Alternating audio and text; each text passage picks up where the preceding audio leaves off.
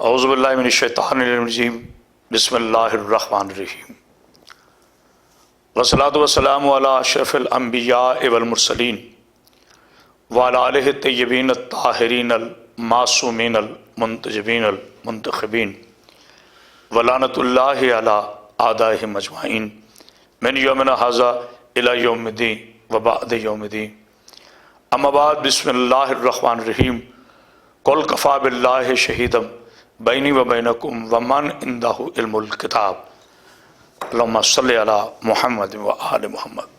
حاضرین گرامی قدر، عاشقان رسول خدا، محبان آل با، ماتمیان مولا کائنات، منتظر ٹیلی ویژن کی جانب سے یہ مجلس شب ضربت کے عنوان سے حاضر خدمت ہوں۔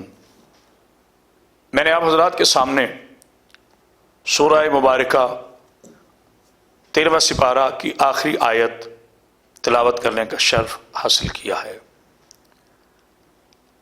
سورہ رعد ہے یہ، الف لام رے عین دال۔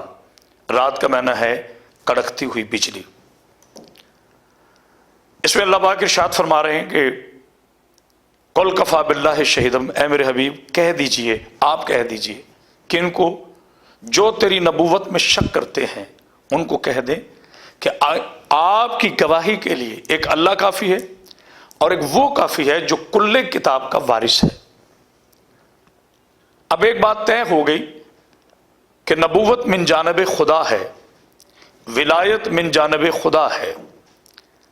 اب اللہ یہاں ایک اور بڑا اس واحد القہار کا لطیف اشارہ ہے کہ کافر کسے کہتے ہیں۔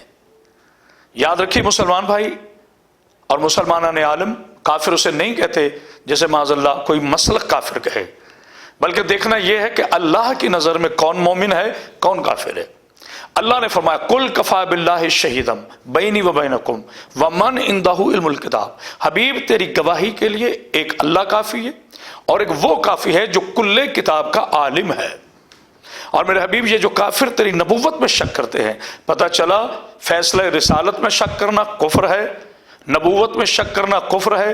جناب رسالت مآب صلی اللہ علیہ وآلہ وسلم، ہمارے لاکھوں سلام، آپ کی ذات پاک کے کسی بھی جہت سے، کسی بھی انداز سے، کسی بھی اینگل سے سرکار میں شک کرنا، اللہ نے قرآن میں کفر کا اسے فتویٰ اللہ صادر دیتا ہے کہ کافر ہے وہ جو نبوت میں شک کرے۔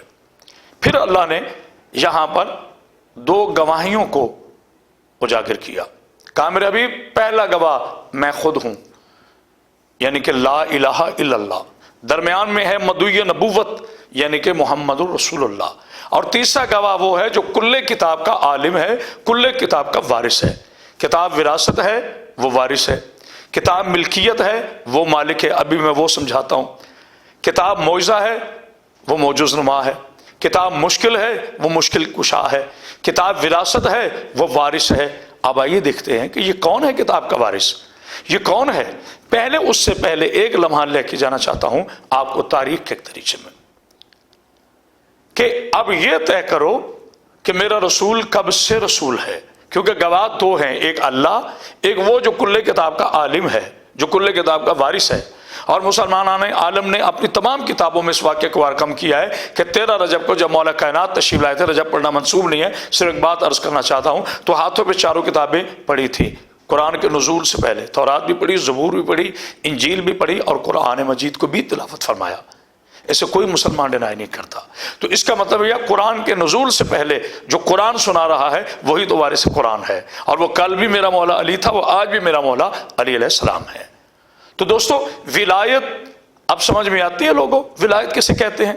ولی اسے نہیں کہتے جو دنیا کے کسی مکتبہ فکر سے کوئی علم حاصل کرے، ولی اسے کہتے ہیں جس کا علم علم نبوت ہو، جس کا علم علم لدن ہو، جس کا علم علم توحید ہو۔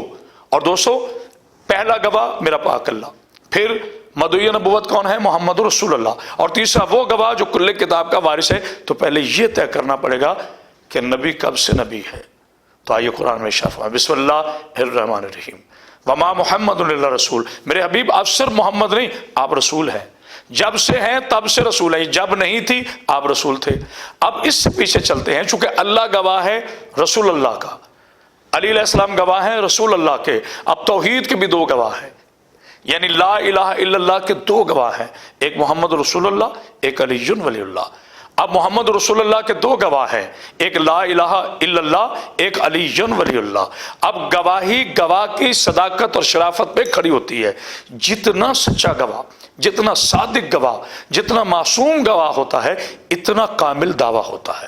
اب اگر کوئی معاذ اللہ نقل کفر نباشد یہ سوچے کہ اللہ کب سے اللہ ہے، تو وہ کفر میں چلا جائے گا، کیونکہ کب زمان اور مکان ہے، اور جو زمان اور مکان کی قید میں ہو وہ ہمارا اللہ نہیں ہے، وہ وحدہ لا شریک نہیں ہے، وہ مالک کن فیکون کا خالق ہے، وہ رحمان ہے، وہ رحیم ہے، وہ کریم ہے، وہ سمیع ہے، وہ بصیر ہے، وہ قادر ہے، وہ مطلق ہے، وہ مومن ہے، وہ جبار ہے، وہ ستار ہے، وہ غفار ہے، وہ رحیم ہے، وہ قدوس ہے۔ تو مالک کے لیے کب اور تب کہنا یہ شرعن عقلاً فطرتاً غلط ہوگا، کیونکہ ہر چیز کا خالق ہے اللہ، اللہ کو کوئی خلق نہیں کرتا۔ تو پھر ماننا پڑے گا نا جب سے وہ اللہ ہے، یہ احتیاطاً لفظ اب استعمال کیے، جب سے وہ اللہ ہے تب سے اس کے گواہ موجود ہیں۔ اگر اللہ مکہ سے بنا ہے تو گواہ مکے کے چاہیے، اگر اللہ مدینہ سے اللہ بنا ہے تو گواہ مدینے کے چاہیے، اور اگر کن فیکون سے پہلے میرا پاک اللہ ہے تو پھر مان لیجئے کہ اس کے گواہ بھی موجود تھے۔ تبھی تو میرے نبی نے فرمایا کہ میں اس وقت بھی نبی تھا جب آدم پانی اور مٹی کے مرحلوں کے درمیان تھا، اور میرے مولا کائنات فرماتے ہیں میں اس وقت بھی ولی تھا جب آدم پانی اور مٹی کے درمیان تھا۔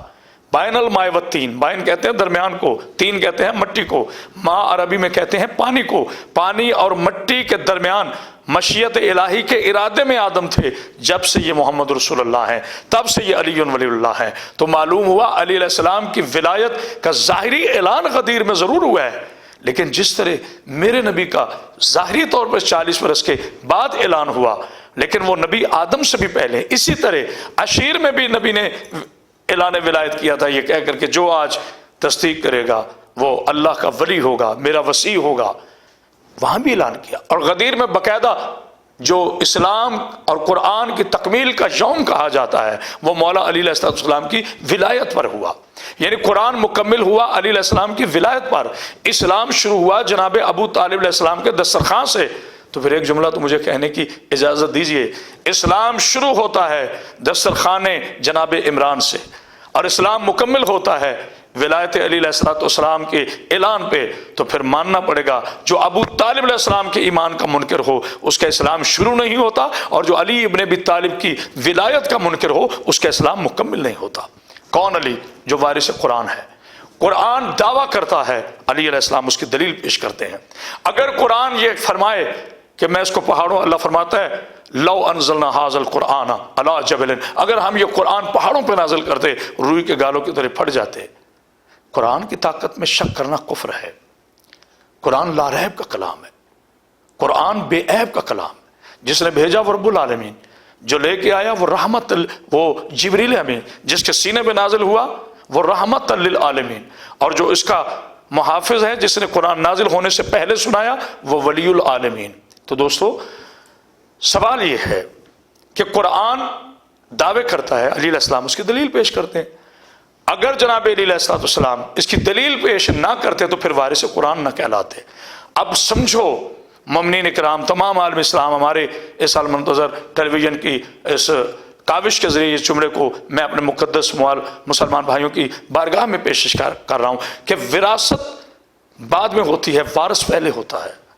قرآن میں، اہلیان قرآن میں اور وارثان قرآن میں کیا فرق ہے؟ یہی تو فرق ہے، جو قرآن پہ عمل کریں، جو قرآن پہ عمل کریں، جو قرآن میں، یہ بڑے وثوق سے جملہ کہنے لگا ہوں، جو قرآن پہ عمل کریں اسے امت کہتے ہیں، اور قرآن جن کا عمل بنے انہیں آل محمد کہتے ہیں۔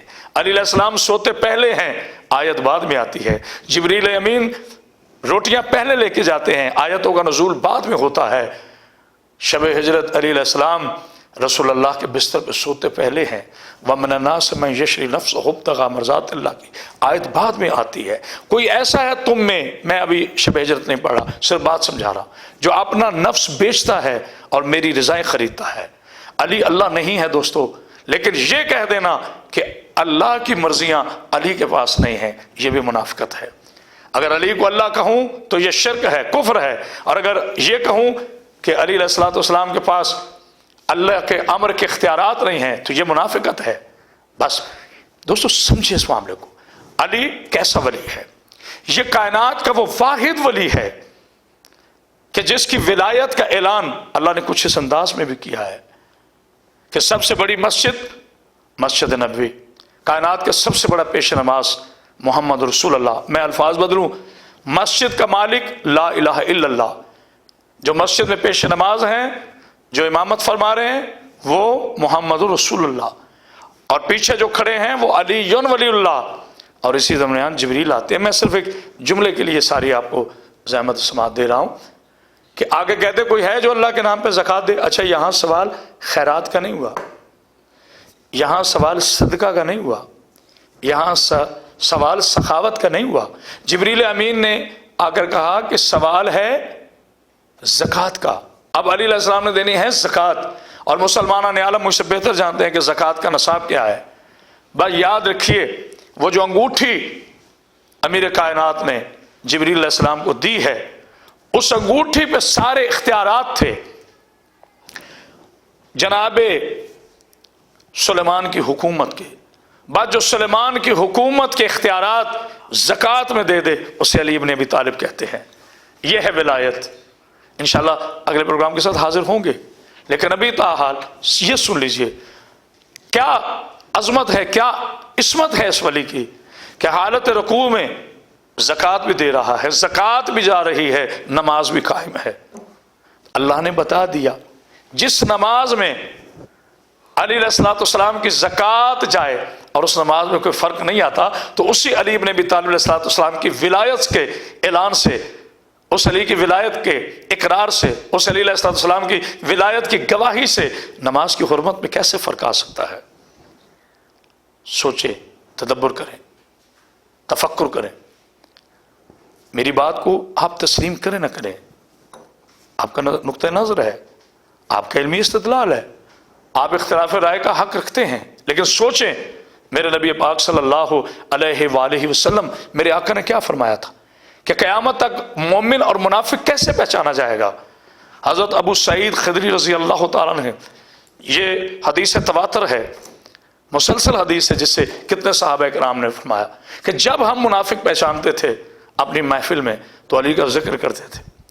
جس کا نام سن کر، علی علیہ السلام کا نام سن کر جس کا چہرہ کھل جایا کرتا تھا، ہمیں پتہ چل جاتا تھا یہ مومن ہے، اور جس کے چہرے پہ شکنیں آتی تھی ہمیں پتہ چل جاتا تھا یہ منافق ہے۔ اور پھر میں بڑے محتاط لفظوں میں ایک جملہ کہہ دوں گا، میرے نبی کی حدیث محترم ہے نا کہ یا علی تو اس سے محبت وہ کرے گا جو ولدیت میں لا شریک ہوگا۔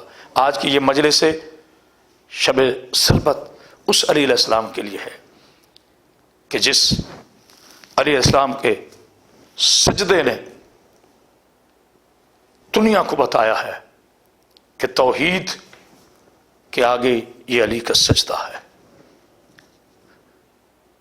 علی نے آج کی روزہ اپنی پاک بیٹی کے ہاں افطار کیا، بی بی نے اپنے بابا کے سامنے نمک رکھا، شربت رکھا، میرے مولا نے ایک کھجور سے اور نمک سے افطار کیا اور شربت چھوڑ دیا۔ میری بی بی فرماتی بابا اتنا شدید موسم ہے، گرم ہے بابا، شربت آپ۔ تو میرے مولا نے فرمایا کہ یہ شربت کسی مہمان کے لیے ہے، جو اپنے قاتل کو بھی شربت پیش کرے اس سخی کو زمانے میں علی کہتے ہیں۔ میرے مولا گلدستہ اذان پہ آئے اور آ کر اس انداز سے اذان دی، مختصر کر رہا ہوں، کہ پوری کائنات ہل گئی۔ اہلیان کوفہ اپنے گھروں سے باہر آ گئے کہ آج علی کی اذان میں کیسا درد ہے۔ بیٹیوں نے قرآن سر پہ رکھ کے کہا اے پاک اللہ ہمارے بابا کی اس درد بھری اذان کو آج سن لے میرے پاک اللہ۔ عزادارو، میرے مولا کائنات کے ماتم دارو، میرے مولا نے گلدستہ اذان ختم کی، نماز شروع کروائی، حالت سجدہ میں گئے، ملعون نے زہر میں بجھی ہوئی تلوار میرے مولا کے سر پہ وار کیا، سر شگافتہ ہوا اور قیامت کا جملہ کہہ رہا ہوں، میرے مولا کا سر آپ جانتے ہو کس بیٹے کی جھولی میں گرا؟ اس غریب کا نام حسین ہے۔ جب ہم لفظ غریب کہتے ہیں تو لوگوں میں ابہام پیدا ہوتا ہے۔ غریب اسے نہیں کہتے جسے دولت کی کمی ہو، یہ سیدہ کا بیٹا ہے۔ یہ کبھی پھر میں انشاءاللہ کسی مجلس میں اس کو بیان کروں گا۔ میرے مولا نے اپنا امامہ اتارا اور بابا کے زخمی سر کو باندھنا شروع کیا۔ شگافتہ سر والے علی کی آنکھیں برسی، میرے مولا کی آواز آئی، حسین حسین حسین۔ بوسہ لے کے کہتے بابا بابا درد ہو رہا ہے؟ نہ میرا بیٹا، میں علی ہوں، میں شیر خدا ہوں۔ بابا پھر آنسو کس بات کے؟ کہا حسین میرے زخمی سر کو تو نے امامے سے باندھ لیا، حسین میں وہ وقت دیکھ رہا ہوں جب تو زخمی ہو کر گھوڑے سے گرے گا۔ عزادارو، آخری جملہ میرے مولا نے وہاں ایک جملہ ارشاد فرمایا، اسی پر آج کی مجلس کو تمام کر رہا ہوں۔ میرے مولا کی آواز آئی، حسین جی بابا۔ کہا کہ میری نماز کا ادھورا سجدہ کون مکمل کرے گا؟ کہا بابا تیری ولایت کی قسم ہے، بابا تو نے تو سجدے سے سر اٹھا لیا، تیرا حسین سجدے میں رکھے گا لیکن بابا اٹھائے گا نہیں۔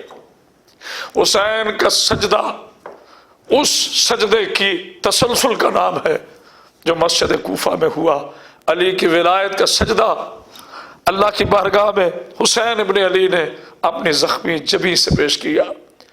دوستو بس ایک جملہ کہہ کر آپ سے اجازت چاہ رہا ہوں، اور یہ جملے نہیں قیامت ہے۔